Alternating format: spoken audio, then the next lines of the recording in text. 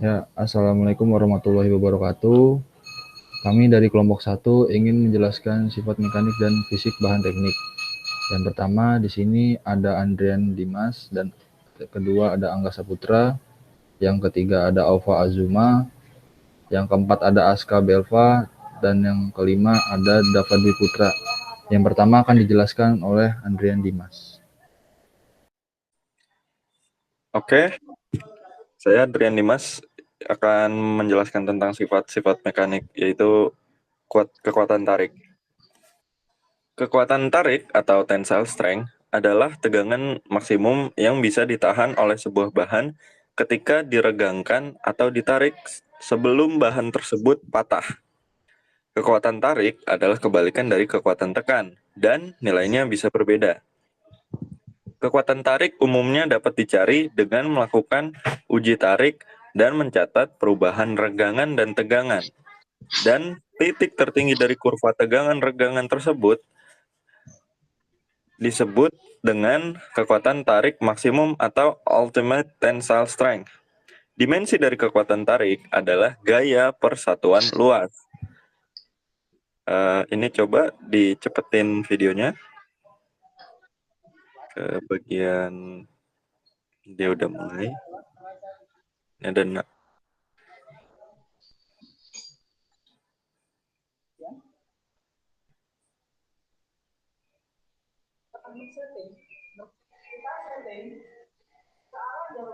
Nah, itu lagi diuji tarik tuh, itu ditarik-tarik.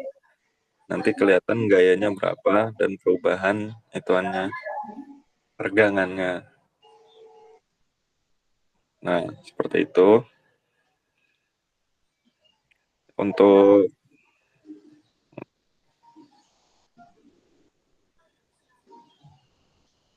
Oke, udah kayaknya segitu aja videonya. Oke, next. Dan untuk sekarang adalah kekerasan. Kekerasan atau dalam bahasa Inggrisnya hardness adalah ukuran ketahanan material padat terhadap berbagai perubahan bentuk permanen saat diterapkan gaya tekan. Ada 3 macam kekerasan material, yaitu kekerasan goresan atau scratch hardness, kekerasan lekukan, dan kekerasan pantul. Mari kita lihat videonya.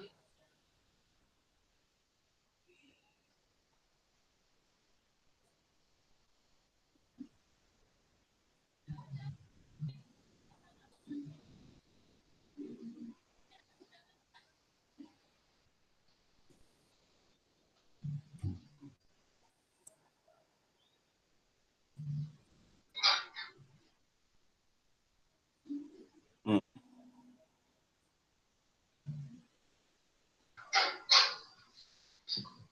Oke.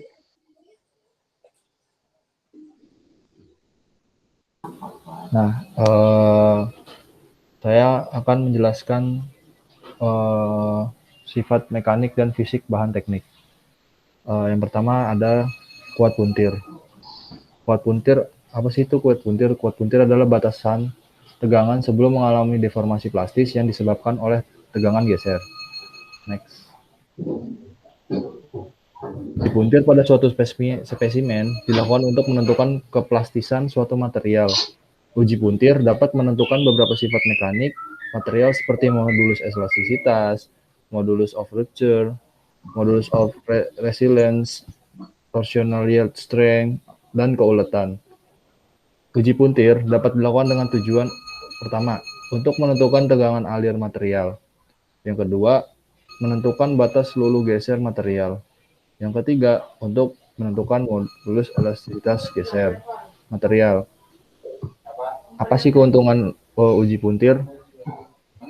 Yang pertama, keuntungannya itu fenomena pengecilan setempat dan fenomena barreling tidak terjadi, serta reduksi yang diperoleh adalah cukup besar. Selain untuk menentukan tegangan alir, uji puntir dapat juga digunakan untuk mendapatkan kurva tegangan geser material. Next. Tegangan alir material.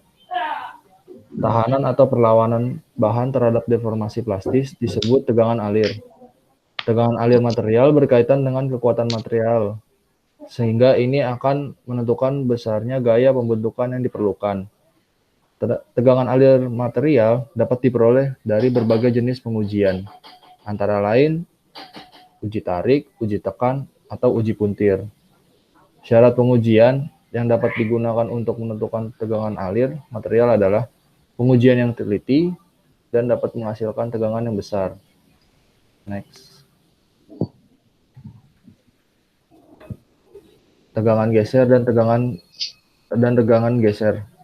Next. Dari geometri uji puntir dapat dilihat besarnya tegangan geser dan tegangan geser bervariasi dari harga 0 di pusat spesimen serta mencapai harga maksimum pada permukaan. Besarnya regangan geser adalah artinya regangan geser yang pada spesimen adalah sebanding dengan jari-jari elemen yang ditinjau. Besarnya regangan geser harus ditinjau pada daerah elastis dan daerah plastis secara terpisah. Pada daerah elastis, besarnya tegangan geser adalah sebanding dengan regangan geser, yang berarti juga akan sebanding dengan jari-jari elemen yang ditinjau. Pada kondisi deformasi elastis ini, besarnya regangan geser pada permukaan spesimen silindris adalah rumusnya tau maksimum 6 mt per pi d pangkat 3. Next. Ada kuat yang materi keduanya kuat impak. Kekuatan impak adalah kemampuan suatu bahan untuk menerima beban secara tiba-tiba. Uji impak adalah salah satu metode pengujian yang digunakan untuk menganalisa akibat pemberian beban dinamis pada bahan. Selain itu, pengujian ini dilakukan karena satu, deformasi bahan temperatur rendah. Yang kedua, laju regangan tinggi. Dan yang ketiga, keadaan tegangan 3 sumbu. Pengujian impak dapat dilakukan dengan dua cara, yaitu dengan metode Charpy dan metode Izard. Next. Nah, metode Charpy. Metode Charpy itu menggunakan metode tumbuk dengan meletakkan posisi spesimen, uji pada tumpuan dengan posisi horizontal mendatar, dan arah pembebanan berlawanan dengan arah takikan. Metode Izard merupakan metode pengujian tumbuk dengan meletakkan posisi spesimen, uji pada tumpuan dengan posisi vertikal, dan arah pembebanan searah dengan arah takikan. Nah, agak mundur dikit. Nah, jadi perbedaan dari antara kedua metode ini, kalau yang Charpy itu dia horizontal, yang Izard itu dia vertikal. Nah, terus ada satu lagi, kalau yang metode Charpy itu berlawanan arah, nah yang metode Izard itu dia searah. Oke, next. Batang uji yang diberi takik dipatahkan dengan suatu pukulan besaran energi ditentukan dari besar massa palu dan tinggi kedudukan mulanya. Batang uji harus patah sehingga kedudukan di akhir dari ayunan bandul dapat diketahui. Jika bandul mengayun tanpa mematahkan benda uji, maka kedudukan akhir ayunan setinggi H1, dan jika mematahkan benda uji, kedudukannya menjadi H2. Nah, jika massa bandul atau palu adalah M, maka Mg buka kurung H0 dikurang H1 adalah energi hambatan gerakan ayunan bandul. Selanjutnya disebut energi gesek. Dengan demikian, Mg, M kali G dalam kurung H0 kurang H2 adalah energi total, yaitu energi yang dibutuhkan untuk mematahkan benda uji ditambah energi gesek. Sedangkan energi yang dibutuhkan untuk mematahkan benda uji, rumusnya EBU sama dengan E total kurang E gesek. Nah, EBU sama dengan M kali G buka kurung H1 dikurang H2. Kekuatan atau harga atau nilai pukul impak adalah besar energi yang dibutuhkan untuk mematahkan benda uji dibagi luasan penampang di bawah taktik. Next. Transisi ketangguhan. 1.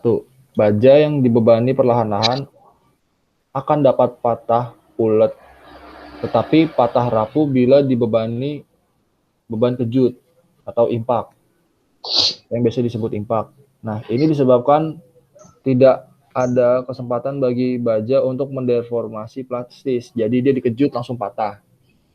Pada suhu rendah, retak dapat merambat lebih cepat daripada terjadinya deformasi plastis. Ini berarti energi yang diserap sedikit.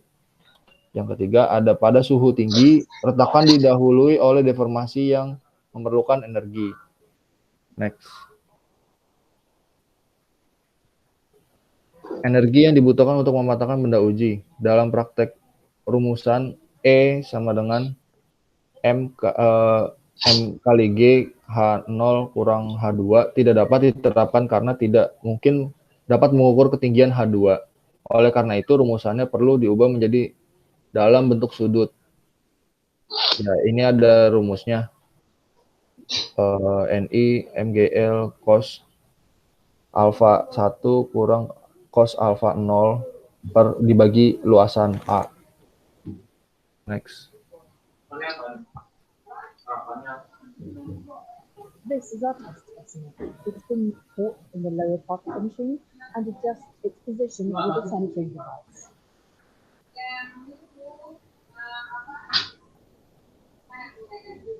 Next, he turns the flag indicator thing prepared correct. And begin. The pendulum is released, it swings downwards and hits the specimen with its rounded hammer key. The full height on the other side. Amount of energy having read off the position of the drag indicator. It only amounts to 13 joules. Itu metode buat impak. In its starting position, the pendulum only has potential. It is given by mass of the hammer M, G, times starting height, capital H. After the pendulum has been released, the hammer moves downwards, hits the specimen, and then only swings to height small h. Exactly at the first reversal point, the pendulum again only has potential energy, which is M times G times small h. The energy that has been absorbed by the specimen is called Notch impact energy, UV. It corresponds to the difference between the two potential energies. This is our test specimen. It has been machined to stack.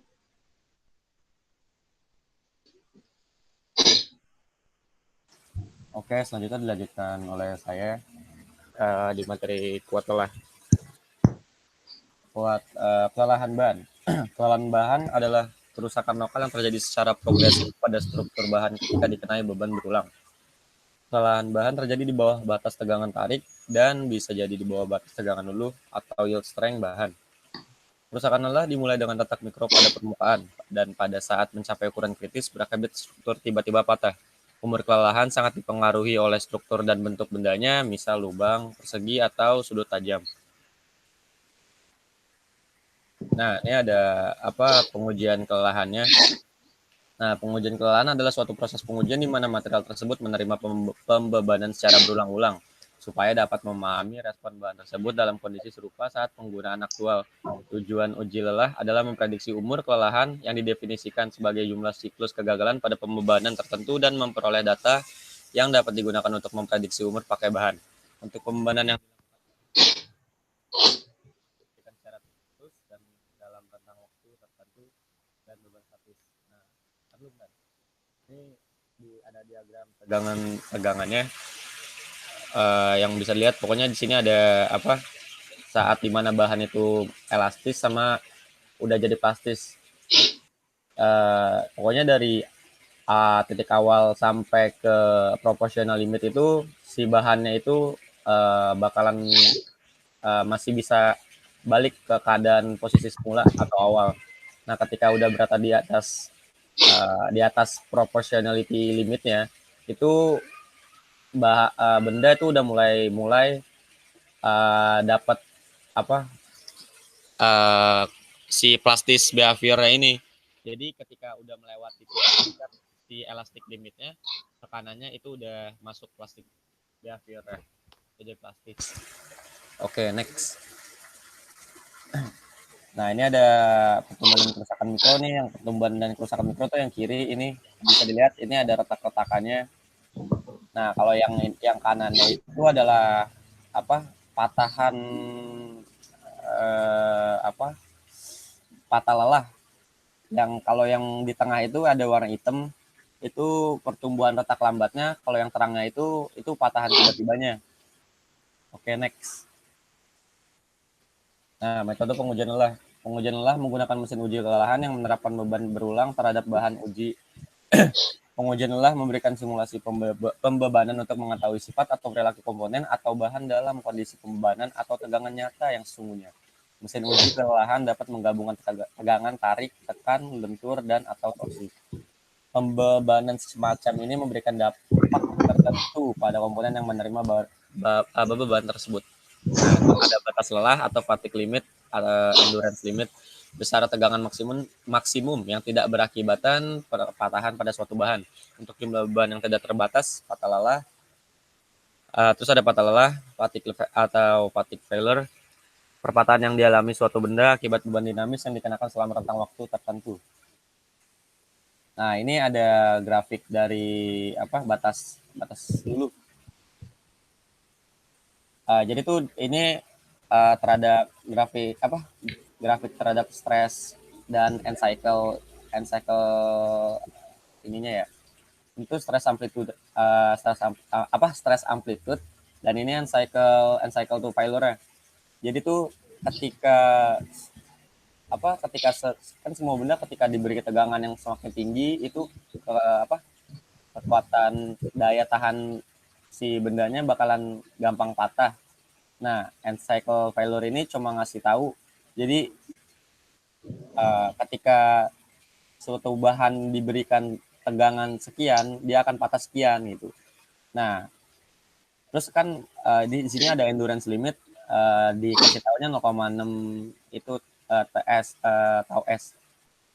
Endurance limit ini itu yang tadi dibilang yang batas si suatu bahan itu nggak bakalan bisa patah sama sekali walaupun diberi tegangan yang sama gitu, yang maksudnya di garis 0,6 AOS ini. Nah, kalau misalkan benda yang non ferrous itu grafiknya bakal beda, jadi dia nggak bakal ada endurance limitnya, jadi dia bakalan patah ketika diberi tegangan berapa aja. Oke, next. Faktor yang mempengaruhi umur lelah. 1. Pola tegangan puncak. Nilai-nilai puncak minimum dan maksimum dengan variasi yang cukup besar atau fluktuasi. Nilai puncak atau tarik atau tekan dapat berubah dari waktu ke waktu, tetapi siklus pembebanan yang cukup besar dapat mewakili retak-retak lelah. 2. Besar tegangan puncak. Jika tegangan puncak adalah terlalu rendah, awal retak tidak akan terjadi. 3. Jumlah siklus tegangan. Jumlah siklus yang dibutuhkan untuk memulai dan tumbuh retak sebagian besar tergantung pada faktor pertama. 4. Pengaruh temperatur operasi. Pada temperatur tinggi, kekuatan logam akan menurun sehingga deformasi plastis akan lebih mudah terjadi dan batas lelah menjadi tidak jelas atau hilang. Yang disebabkan oleh karena pengaruh mobilitas dislokasi. 5. Itu pengaruh kondisi material. Pengaruh kondisi material awal retak lelah terjadi dengan adanya deformasi plastis mikro setempat. Dengan demikian, komposisi kimia dan struktur mikro material akan sangat mempengaruhi kekuatan. 6. Itu pengaruh kondisi lingkungan. Kondisi lingkungan yang korosif akan menyerang permukaan logam dan menghasilkan lapisan oksida atau produk korosi. Umumnya oksida adalah sebagai lapis pelindung dan dapat mencegah kerusakan korosi lanjutnya. Tetapi pembebanan siklik dapat menyebabkan pecahnya lapisan tersebut dan kerusakan korosi berikutnya, sehingga timbul korosi sumuran yang berfungsi sebagai takigan. Hal itulah yang menyebabkan penurunan kekuatan lelah. Pengaruh lingkungan korosif ini menurunkan kekuatan lelah logam hingga 10%, serta dapat menyebabkan batas lelah menjadi tidak jelas atau hilang. Ini ada video. So friends, I am Ramandeep from techspec.com. Today we are going to demonstrate the fatigue testing machine project. Of this specimen you can see a iron piece, and we use a AC induction motor which This is a platform for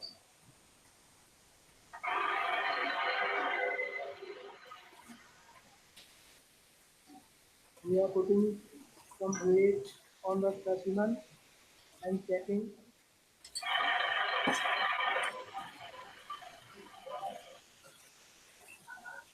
Now the weight is 1500 grams.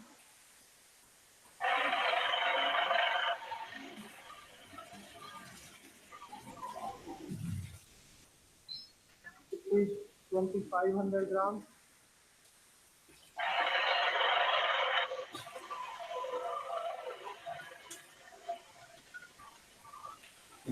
This method we can check the fatigue of any seed or any iron specimen.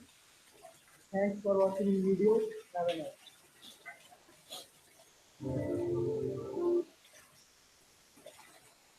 Terus ada mulur atau creep. Definisi creep adalah aliran plastis yang dialami material pada tegangan tetap. Meskipun sebagian besar pengujian dilakukan dengan kondisi beban tetap, tersedia peralatan yang mampu mengurangi pembebanan selama pengujian sebagai kompensasi terhadap pengurangan penampang benda uji. Pengukuran dimensi memerlukan kehati-hatian, karena dengan peningkatan temperatur beberapa per 10 derajat sudah terjadi penggandaan laju creep. Proses creep dapat dibagi menjadi 3 tahapan, yaitu creep primer atau creep transient, creep sekunder atau creep keadaan, stasioner, dan creep tersier atau creep dipercepat. Mekanisme deformasi mulur. Mekanisme deformasi mulur utama dapat dikelompokkan sebagai berikut. Yang pertama itu pergelincaran dislokasi, mencakup pergerakan dislokasi sepanjang bidang slip dan melintasi hambatan oleh aktivasi thermal. Mekanisme ini terjadi pada tegangan tinggi. Terus yang kedua ada mulur dislokasi, mencakup pergerakan dislokasi yang dapat melampau hambatan oleh mekanisme thermal meliputi difusi kekosongan atau interstisi. Mulur difusi mencakup aliran kekosongan dan interstisi melalui kristal di bawah pengaruh tegangan luar. Gelincir batas butir mencakup pergelinciran dari butir yang satu terhadap butir lainnya. Nah, ini ada grafik dari creep yang sering dijumpai lah terhadap regangan, grafik regangan terhadap waktu. Nah, ini ada tiga kurva. Kurva yang atas itu yang C ini itu tuh bentuknya begini karena dipengaruhi oleh suhu dan tegangan yang tinggi. Nah, kalau yang B itu datar ke bawah itu karena dipengaruhi suhu dan tegangan yang rendah. Nah, yang tengah itu yang yang grafik yang kurva yang ideal dari kurva creep. Jadi itu ya dari titik awal sampai ke titik yang garis itu yang disebut tadi kurva primer, mulur primer. Yang dari titik yang tengah itu ke yang mau ujung itu mulur sekunder. Nah, yang dari titik ini sampai itu mulur tersier ya. Oke, next. Terus ada mulur dislokasi. Mulur dislokasi terjadi akibat pergelincaran dislokasi yang terjadi akibat pengaruh difusi kekosongan. Kerangka dasar berbagai teori dicetuskan oleh Orawan dan Bailey yang menyatakan bahwa laju mulur tunak mencerminkan antara faktor yang saling bersaingan, yaitu pergeseran tegangan H sama dengan D tau per D epsilon atau regangan, dan laju pemulihan thermal hasil pengaturan kembali dan peniadaan dislokasi R sama dengan min D tegangan per D waktu. Keadaan tunak tercapai bila laju pemulihan cukup besar dan laju pergeseran tegangan cukup rendah, sehingga tercapai keseimbangan antara kedua faktor ini. Mulur difusi. Pada suhu tinggi dan tegangan yang relatif rendah, tegangan per G kurang dari 10 pangkat min 4, mulur difusi merupakan mekanisme pengendali. Nabarro dan Herring mengemukakan bahwa proses mulur dikendalikan oleh difusi atom yang digerakkan oleh tegangan. Tegangan mengubah potensial kimia atom pada permukaan butir dalam polikristal sedemikian sehingga ada aliran kekosongan atau vakansis dari batas butir yang mengalami tegangan tarik ke batas butir yang mengalami tekanan. Bersama dengan itu terjadi aliran atom dalam arah yang berlawanan yang menyebabkan terjadinya perpanjangan butir. Persamaan mulur Nabarro-Herring adalah regangan S sama dengan 14 tau B pangkat 3 kali D V per K kali T D kali D pangkat 2, di mana D adalah diameter butiran dan dV adalah koefisien difusi kisi. Kita lihat bahwa laju mulur berkurang dengan bertambahnya besar butir. Pada suhu yang lebih rendah, difusi batas butir memegang peran utama. Mulur jenis Hubble dinyatakan oleh persamaan berikut. Nah, epsilon S atau organ S sama dengan 50 sama dengan 50 tau B pangkat 4 kali D GB per KT kali D pangkat 3. Tadi adalah diameter butir dan DGB adalah koefisien difusi batas butir. Oke, selanjutnya saya akan melanjutkan untuk sifat fisik. Yang pertama ada massa jenis. Massa jenis merupakan pengukuran massa setiap satuan volume benda. Semakin tinggi massa jenis benda, maka semakin besar pula massa setiap volumenya. Konsep massa jenis dapat diartikan sebagai seberapa berat atau seberapa ringan benda terhadap volumenya. Rumusnya adalah Rho sama dengan M per V, di mana Rho adalah massa jenis, M adalah massa, V adalah volume. Konversi satuannya ada 1 kg per meter pangkat 3 sama dengan 0,001 gram per cm pangkat 3, atau 1 gram per cm pangkat 3 sama dengan 1000 kg per meter pangkat 3. Terus di sini ada tabel beberapa zat dan beberapa massa jenis zatnya, seperti air, alkohol, air raksa, aluminium, besi, emas, dan sebagainya. Berikutnya ada kapasitas panas, yang merupakan banyaknya panas atau kalor yang diperlukan untuk menaikkan suhu suatu zat sebesar jumlah tertentu. Kapasitas kalor spesifik adalah jumlah energi kalor yang dibutuhkan untuk menaikkan suhu suatu zat per satuan massa. Biasanya panas dalam Joule diperlukan untuk menaikkan 1 gram sampel 1 Kelvin atau 1 derajat Celcius. Rumus kapasitas panas ada C sama dengan Q per delta T, di mana C adalah kapasitas energi, Q adalah energi, delta T adalah perubahan suhu. Dan ada Q M C delta T, di mana M adalah massa dan sebagainya. C adalah kalor, itu kalornya, lupa namanya. Dan delta T adalah perubahan suhu. Di sini juga ada beberapa, ada tabel bahan dan kapasitas panas dan kapasitas panas spesifiknya. Oke, untuk selanjutnya ada konduktivitas termal. Konduktivitas termal dapat didefinisikan sebagai ukuran kemampuan bahan untuk menghantarkan panas.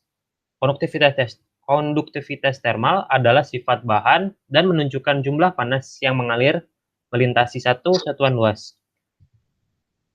Jika bahan yang mempunyai konduktivitas termal yang tinggi dinamakan konduktor, sedangkan bahan yang konduktivitas termalnya rendah disebut isolator.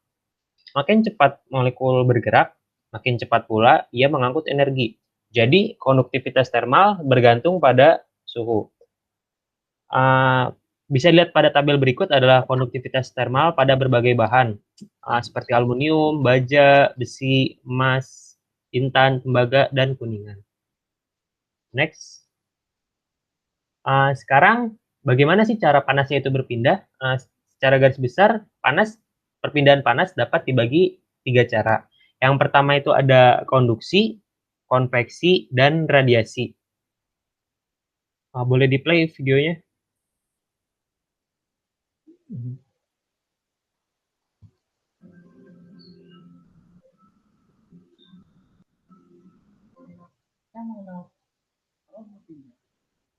Sebutin lagi coba, Kak.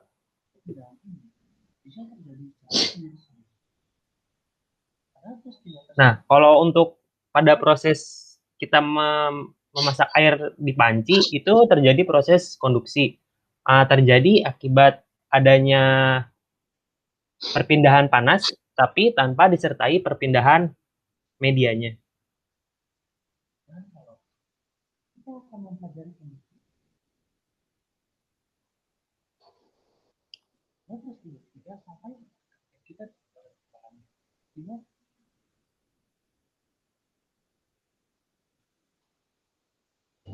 Nah, pada proses pemanasan panci juga terdapat perpindahan panas secara konveksi.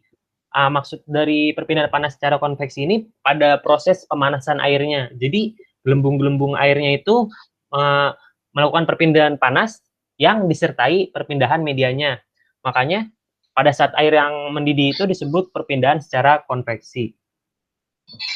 Coba cepetin lagi.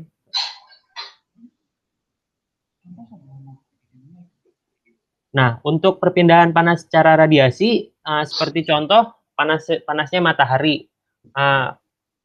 Radiasi itu adalah perpindahan panas yang tanpa memerlukan media.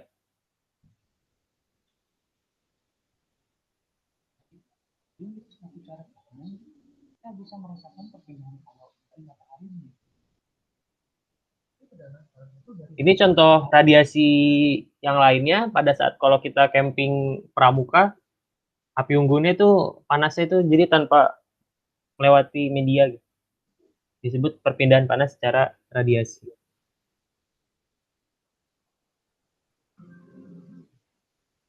Next. Oke, cukup sekian dari kelompok kami. Kurang lebihnya mohon maaf. Ditutup. Billahi taufiq wal hidayah. Wassalamualaikum warahmatullahi wabarakatuh. Waalaikumsalam warahmatullahi wabarakatuh. Terima kasih. Terima kasih.